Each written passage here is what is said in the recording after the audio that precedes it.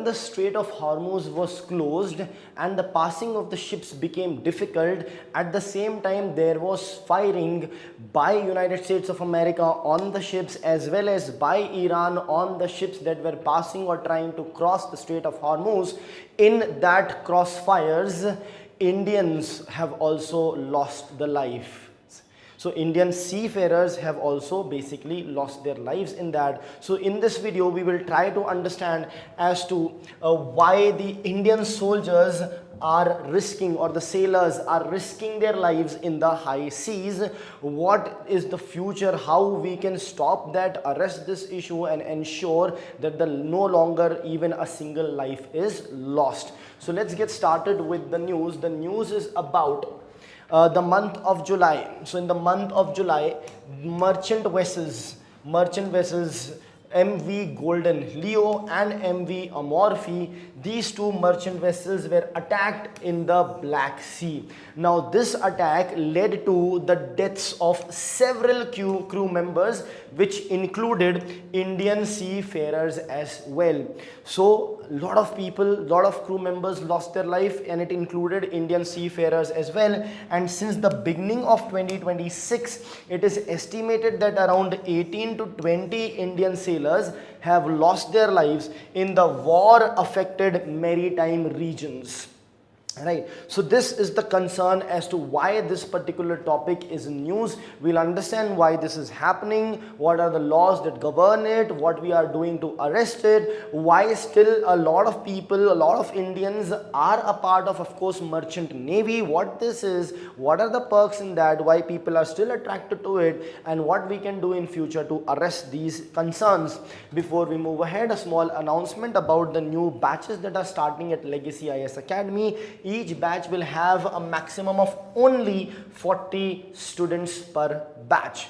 You will be guided by the experts in UPSC fraternity. The regular batches Monday to Friday starts on 3rd of August and the weekend batch starts on 8th of August. So weekend batch is on weekends specifically for working professional and college going aspirants.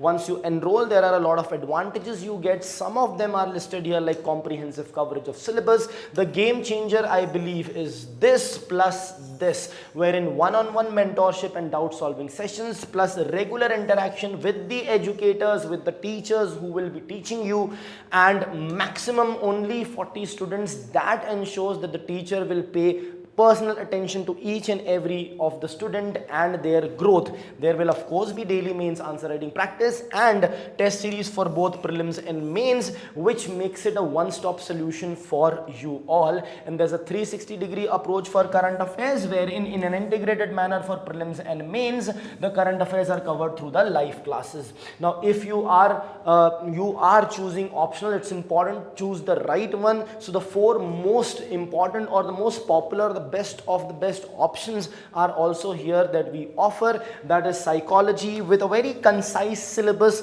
plus anthropology, probably the most concise syllabus of any option in UPSC, and then sociology, which also is quite concise. At the same time, PSIR, which completely takes care of your GS2 paper as your international relations, governance, polity, etc, etc. So if you are choosing any of this option, which I feel one of them is what you should choose. So if you are, then 17th August is when the batch starts for 27 as well as 28. Get done with your optionals so that you are prepared once you clear your prelims. If you want to enroll with us, simply download the app by scanning this QR code or call on the numbers that are mentioned over here. Now let's continue with the news. Now the question is, why are Indian seafarers vulnerable? See, the number of Indian seafarers is itself huge. Because of the huge number of Indian seafarers, by unitary method, they will be, the number of seafarers will be at risk, will be very high. So India has the third largest supplier of seafarers globally. Around 3.08 lakh active seafarers are there. Now it accounts for nearly 12% of the global commercial maritime workforce. So throughout the world, if there are 100, 12 are Indians. Now government aims to increase this share to over 20% in the next decade. So the risk is only going to increase if we do not address it, right? So this is the reason. And the major conflict zones that are there, that is the place wherein a lot of Indian seafarers are basically deployed. So we have key high risk regions. The Black Sea, Russia-Ukraine conflict roundabout there is going on. Strait of Hormuz, nearly 20% of global petroleum trade passes through that, and we all know it was in news because of the unprovoked attack by US Israel on Iran and subsequent counter by Iran. So this was also a high risk area.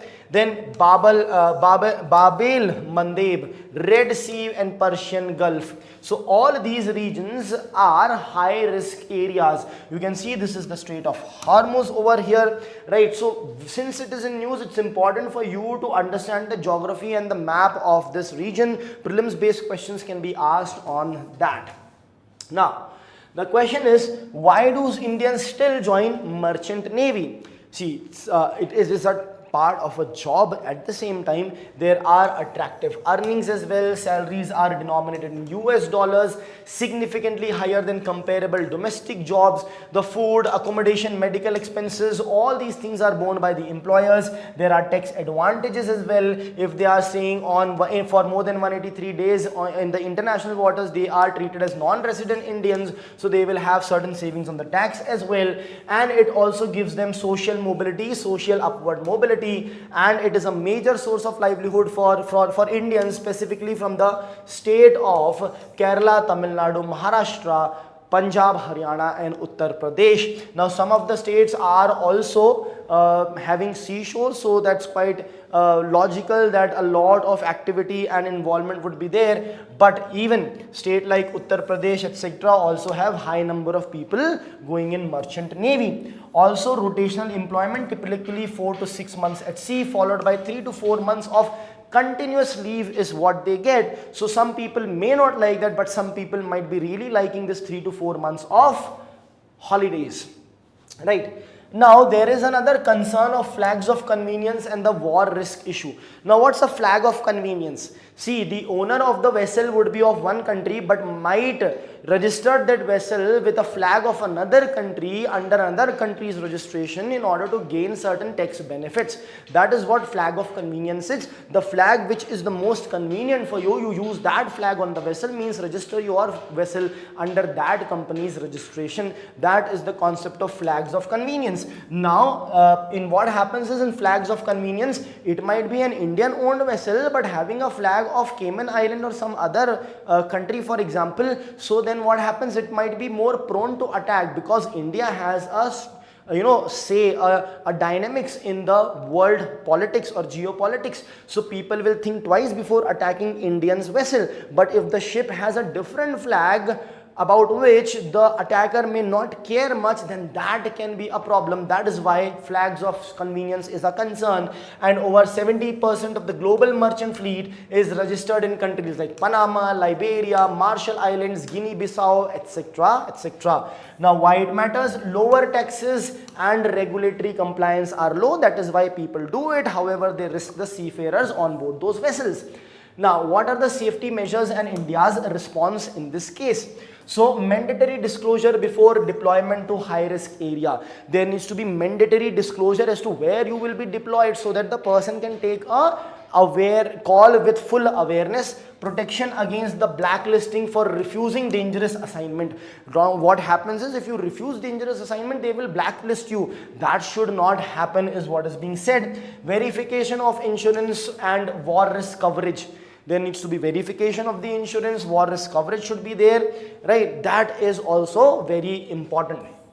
And there can be temporary restrictions on deployment through the Strait of Hormuz because right now it is a war-torn area and going there is anyhow a risk, right? So when you know for sure, temporarily stop it. is what the idea is. Now what are the legal and institutional frameworks? The United Nations Convention on the Law of the Sea deals with the freedom of navigation, and the International Maritime Organization talks about the safety standard as well. These two are very important framework. You should know about them.